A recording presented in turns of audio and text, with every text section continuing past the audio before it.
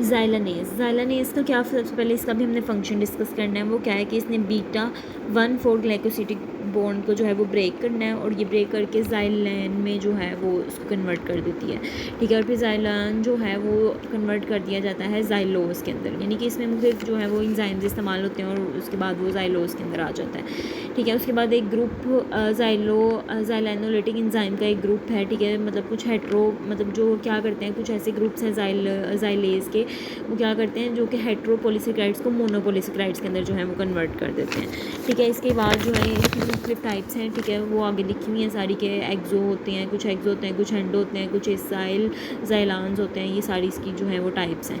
उसके बाद हमारे पास इसका फंक्शन आ जाता है। इसके फंक्शन में सबसे पहले यही है कि ये ब्रेड प्रोडक्शन के लिए इस्तेमाल होता है। ब्रेड की जो डो होती है, उसका वॉल्यूम, उसकी विस्कोसिटी, उसकी सॉफ्टनेस, उसकी इलास्टिसिटी, इन सब चीज़ों को ये बढ़ा देता है, यानी कि ओवरऑल जो ब्रेड की क्वालिटी है, उसकी सॉफ्टनेस है, उसको इम्प्रूव करवाता है, उसकी यील्ड को बढ़ा देता है।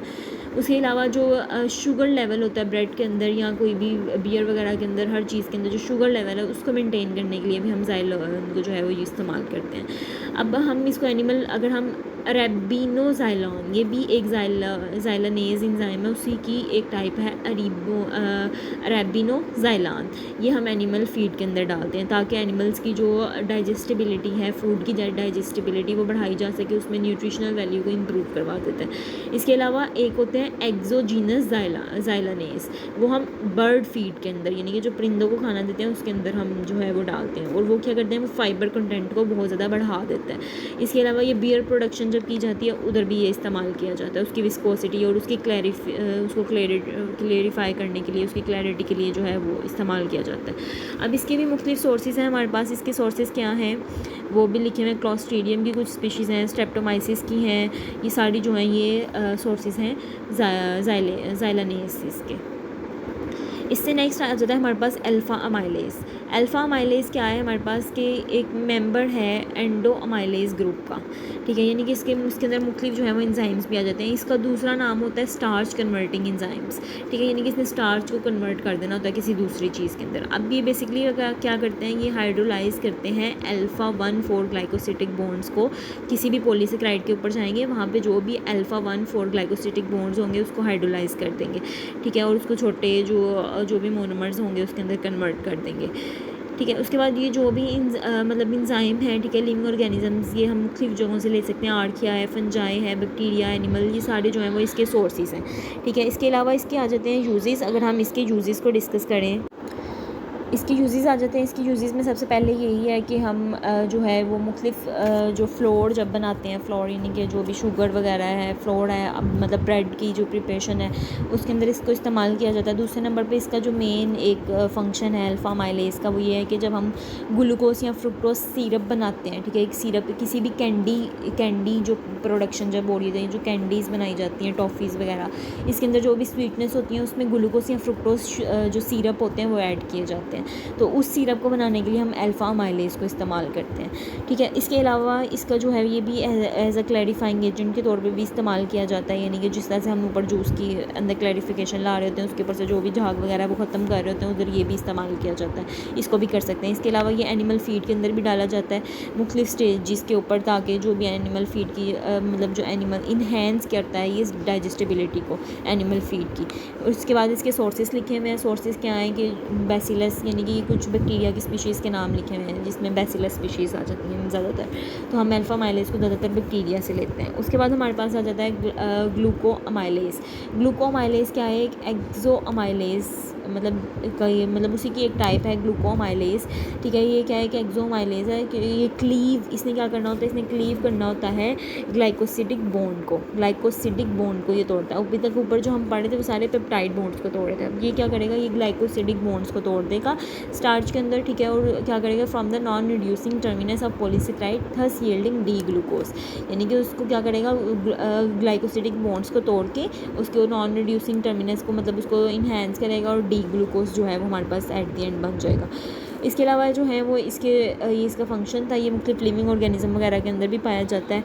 इसके जो यूजेस हैं वो क्या है, ग्लूको अमाइलेज़ जो है वो सबसे पहला इसका बेकिंग इंडस्ट्रीज़ के अंदर यूज़ किया जाता है सबसे पहले, ठीक है। उसके बाद जो है ये वहाँ पे फ्लोर को इम्प्रूव करने के लिए, इसकी क्वालिटी को इम्प्रूव करने के लिए इस्तेमाल किया जाता है। डो जो भी बनाई जाती है ब्रेड वगैरह के लिए, उसकी डो को जो है वो सही करने के लिए, उसकी जो भी सॉफ्टनेस है उसको इम्प्रूव करने के लिए ये यूज़ किया जाता है। प्रोडक्शन ऑफ कैंडी के अंदर ये भी प्रोडक्शन ऑफ कैंडीज़ के अंदर इस्तेमाल करते हैं, इससे भी सिरप्स वगैरह बनाए जाते हैं।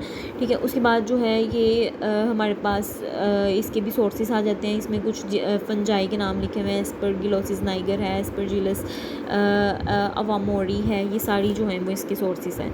उसके बाद हमारे पास नेक्स्ट आ जाता है लैक्टेज़। लैक्टेज़ क्या है, एक ऐसा एंजाइम है जो कि कैटालाइसिस करवा देता है या कह लो उसको ब्रेक डाउन कर देता है या हाइड्रोलिटिक क्लीवेज करता है मिल्क के अंदर। यानी कि इसने भी बेसिकली जो है वो लार्ज कॉम्प्लेक्स कंपाउंड्स को लेस सिंपल कंपाउंड्स के अंदर, मोनोमेरिक शुगर्स के अंदर कन्वर्ट करवा देना होता है। जैसे ग्लूकोज है, ग्लैक्टोज है, इनके अंदर सिंपलर कंपाउंड्स के अंदर ले जाता है।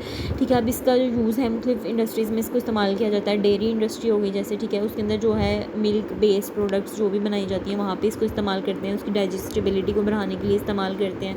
ठीक है। उसके अलावा जो है ये लैक्टेज़ जो है वो क्रीमी नेचर, जो आइसक्रीम की क्रीमी नेचर होती है उसको मेंटेन करने के लिए, नहीं कि आइसक्रीम के अंदर जो क्रीमी नेचर है उसको मेंटेन करने के लिए भी हम लैक्टेज़ को इस्तेमाल करते हैं। ठीक है। इसके भी हम मुख्तलिफ सोर्सेज आ जाते हैं, वो सारे यहाँ पे लिखे हुए आप देख सकते हैं यहाँ से। ठीक है। उसके बाद हमारे पास आ जाते हैं फास्फोलाइपेज। फास्फोलाइपेज क्या है, हमारे पास एक फर्दर एक एंजाइम है जो कि क्या करता है, फास्फोलिपिड्स को तोड़ता है, उसको क्लीवेज करता है और उसको फैटी एसिड्स और अदर फास्फोलिपिड सब्सटेंसेस के अंदर कन्वर्ट कर देता है। अब ये आगे फास्फोलिपिड्स की मुख्तलिफ टाइप्स लिखी हुई है कि हमारे पास मुख्तलिफ किस्म के फास्फोलिपेज A1 होता है, फास्फोलाइपेज A2 होता है, यानी कि दो किस्म के होते हैं कि एसाइल हाइड्रोलाइज होता है। एसाइल हाइड्रोलाइज के अंदर दो आ जाती हैं, एक फास्फोलाइपेज A, फास्फोलाइपेज A2 एंड फास्फोलाइपेज B आ जाता है। ठीक है। और कुछ हमारे पास दूसरी टाइप होती है हमारे पास फास्फोडाईस्टरेज। ठीक है। और उसकी फर्दर आगे से टाइप्स हैं, कौन सी है, फास्फोलाइपेज C और फास्फोलाइपेज D, ये सारी इसके बारे में था। उसके बाद हम इसका यूज़ अगर पढ़ते हैं तो इसके भी यूज़ तकरीबन वही है, लेकिन बस थोड़ा बहुत इनके फंक्शंस के अंदर चेंज है। वो क्या है कि ये भी डेयरी प्रोडक्ट्स वगैरह जो है उसकी स्टेबिलिटी, उनको स्टेबल करने के लिए इस्तेमाल किया जाता है। चीज़ की प्रोडक्शन के अंदर इसको इस्तेमाल किया जाता है, उसके जो चीज़ का जो फ्लेवर है उसको इम्प्रूव करने के लिए जो है इसको इस्तेमाल किया जाता है। मिल्क जो भी चीज़ की प्रोडक्शन में इस्तेमाल किया जाता है उस मिल्क के अंदर फास्फोलाइपेज को जो है वो डाला जाता है, ताकि वो जो भी उसके अंदर फैटी एसिड का जो कंटेंट है, फैट जो है वो इंक्रीज़ हो जाए। वहाँ पे जो भी फास्फोलिपिड्स होते हैं वो ब्रेक डाउन करवा देता है फास्फोलाइपेज इनटू फैटी एसिड्स के अंदर। ठीक है। उसके बाद जो है वो एग की यॉल्क जो होती है, जो येलो वाला पार्ट होता है, ठीक है, उसको इम्प्रूव करवाने के लिए जो है इसको इस्तेमाल किया जाता है। जो उनकी जो शेल्फ़ लाइफ होती है फूड की, उसको मेंटेन करने के लिए जो है वो हम इसको इस्तेमाल करते हैं, फास्फोलाइपेज को। ठीक है। उसके बाद इसके भी मुख्तलिफ सोर्सेज लिखे हुए हैं। ठीक है। ये सारे नाम हैं, ये इन सारी माइक्रो ऑर्गेनिजम्स ही हैं सारे, इन सब से जो है इनको हम as a source of these enzyme हम इनको इस्तेमाल कर सकते हैं।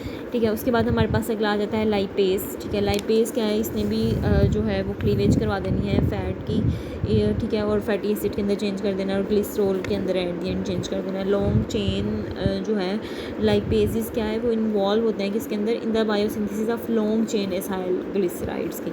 इसके अलावा जो इसकी यूजेस आ जाते हैं कि ये मुख्तलिफ एनिमल्स इंक्लूडिंग ह्यूमन जो है वो अपने अंदर ही क्या करते हैं, वो सिक्रीट कर सकते हैं लाइपेज को इन देयर स्टमक्स, और इनके पेनक्रियास के अंदर ये पहले से ही जो है वो सिक्रीट होता है, ताकि वो जो भी उनके अंदर फ़ैट जा रहा होता है, जो भी वो फ़ैट ले रहे होते हैं वो इजीली डाइजेस्ट हो सके।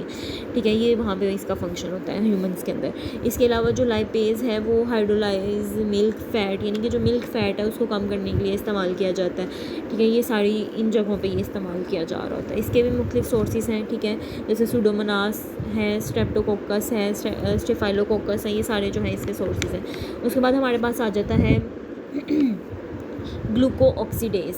ग्लूकोऑक्सीडेज क्या है, इज़ एन इसका बेसिकली जो ये फंक्शन है इसका ग्लूकोऑक्सीडेज का, इसने ग्लूकोज की ऑक्सीडेशन करवा देनी है, उसको डी ग्लूक्यूनो ये सिग्मा लैक्टोनेज इसके अंदर कन्वर्ट करवा देना होता है इसने, ठीक है। उसके बाद हम कहते हैं इसके भी यूजेस आ जाते हैं। इसके यूजेस क्या हैं कि ये इसने ग्लूकोज की ऑक्सीडेशन करवानी है, फूड सब्सटेंसेस और फूड एडिटिव्स होते हैं, जो फूड कलर्स होते हैं ना, उनको बनाने के अंदर इसको इस्तेमाल किया जाता है, जो फूड के कलर्स होते हैं जो हम मुख्तलिफ़ जगहों पे इस्तेमाल करते हैं। उसके अलावा जो है जो डो है उसको ज़्यादा स्ट्रॉन्गर करने के लिए, पहले तो ऊपर जो था वो हम सॉफ्ट कर रहे थे, लेकिन स्ट्रॉन्ग करने के लिए हम इस एंजाइम को इस्तेमाल करते हैं, ठीक है। बेकिंग के अंदर इसको इस्तेमाल किया जाता है। अब जो भी डायबिटिक, यानी कि अब कुछ जिस तरह से आजकल वो कोक वगैरह भी आई हुई है जो शुगर फ्री होती है, जिसी तरह से शुगर फ्री या जो भी डायबिटिक पेशेंट्स होते हैं उनके लिए जो भी चीज़ें बनाई जाती हैं उसके लिए हम जो है वो इसको इस्तेमाल कर सकते हैं, इस एंजाइम को। शुगर जो डायबिटिक लोगों के लिए जो वाइन होती है, बियर होती है, उसको बनाने के लिए, अल्कोहल होती है उसको बनाने के लिए जो है वो हम इसको इस्तेमाल करते हैं। अब इसके सोर्सेज हैं वो भी सारे आगे लिखे हुए हैं, ठीक है। उसके बाद नेक्स्ट एंजाइम है हमारे पास ट्रांसग्लूटामाइनेज,